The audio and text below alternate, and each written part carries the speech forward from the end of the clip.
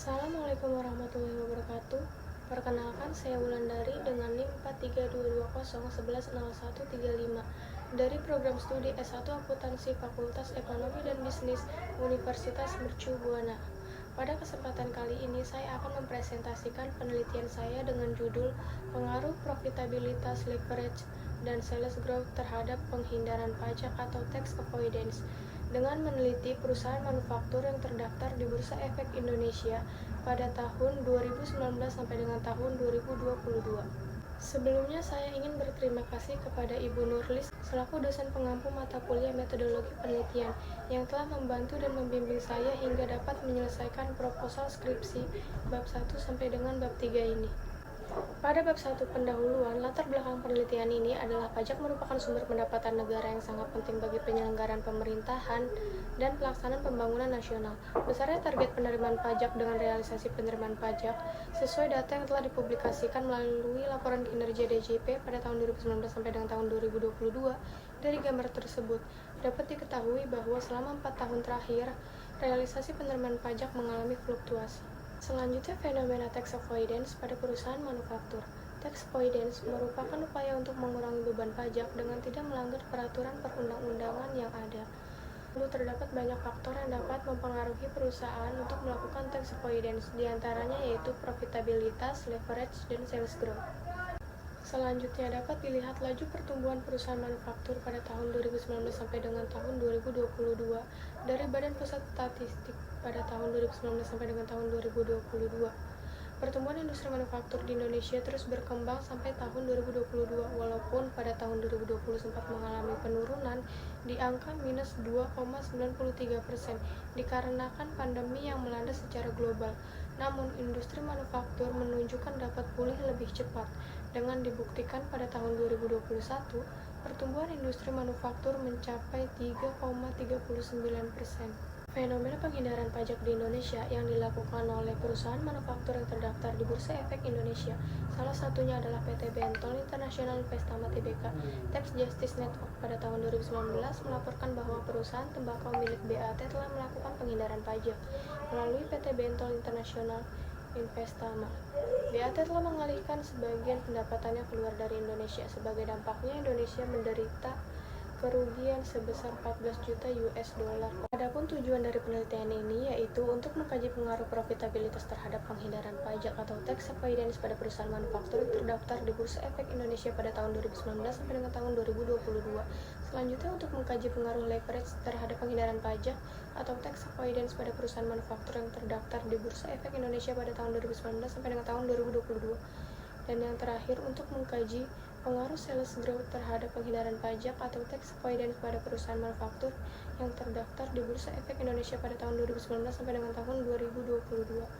Selanjutnya, kontribusi penelitian ini yaitu 1. Kontribusi teori, kedua kontribusi praktik, dan ketiga ada kontribusi kebijakan.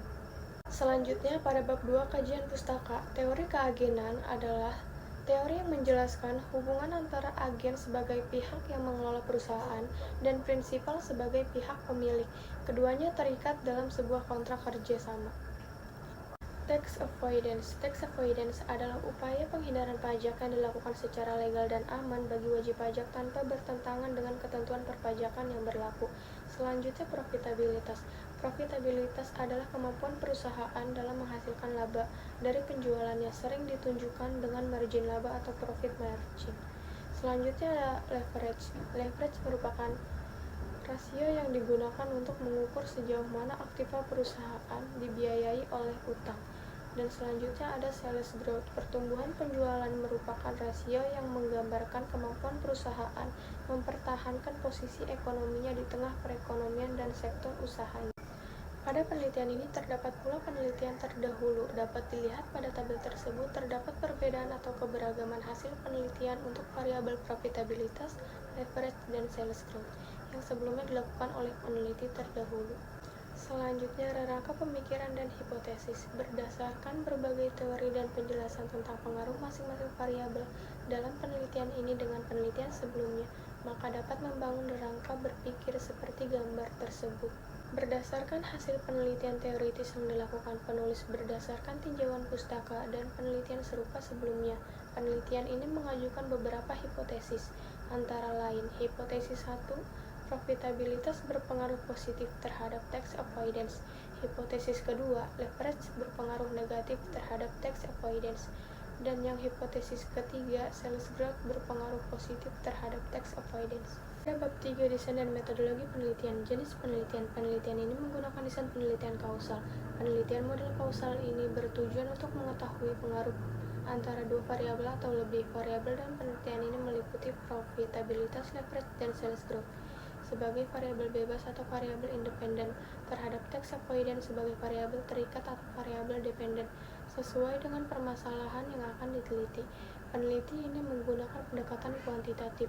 Sumber data yang digunakan merupakan data sekunder yang diperoleh dari laporan tahunan perusahaan manufaktur tahun 2019 sampai dengan tahun 2022 dengan tujuan menggambarkan fenomena pada objek penelitian apa adanya dan pengambilan keputusan berdasarkan hasil analisis statistik.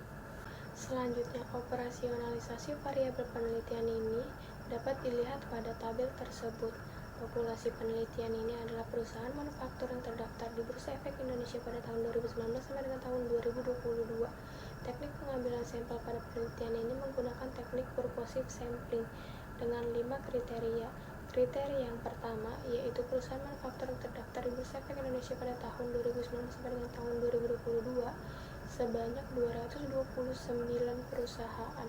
Selanjutnya, kriteria yang kedua, perusahaan yang tidak terdaftar di Bursa Efek Indonesia secara berturut-turut selama tahun penelitian diperoleh sebanyak 49 perusahaan. Kriteria yang ketiga, perusahaan manufaktur yang tidak melaporkan laporan keuangan periode tahun penelitian sebanyak 14 perusahaan. Dan kriteria yang keempat, perusahaan manufaktur yang tidak menggunakan mata uang rupiah sebanyak 27 perusahaan.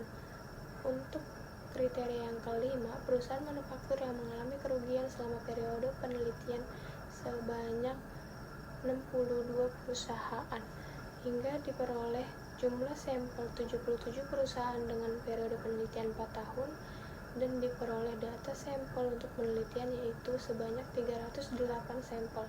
Selanjutnya, teknik pengumpulan data. Teknik pengumpulan data dalam penelitian ini menggunakan teknik pengumpulan data atau dokumen atau arsip dengan menganalisis laporan keuangan perusahaan manufaktur yang dipublikasikan di situs resmi Bursa Efek Indonesia dan memeriksa informasi dari website resmi perusahaan manufaktur pada tahun 2019 sampai dengan tahun 2022. Selanjutnya, metode analisis data. Metode analisis data dalam penelitian ini terdapat uji statistik deskriptif, uji asumsi klasik, analisis regresi linear berganda, dan uji hipotesis. Baiklah, sekian dari presentasi proposal skripsi bab 1 sampai dengan bab 3 saya. Kurang lebihnya mohon maaf. Semoga bermanfaat untuk kita semua. Terima kasih atas perhatiannya. Wassalamualaikum warahmatullahi wabarakatuh.